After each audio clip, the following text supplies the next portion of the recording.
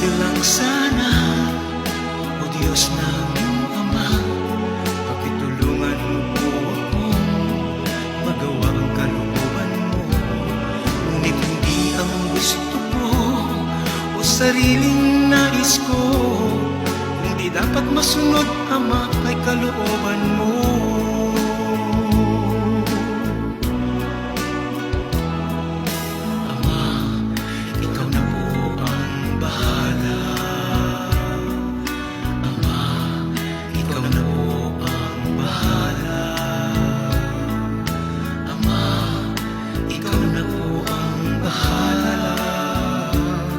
Sa mga bagay na hindi ko na magawa,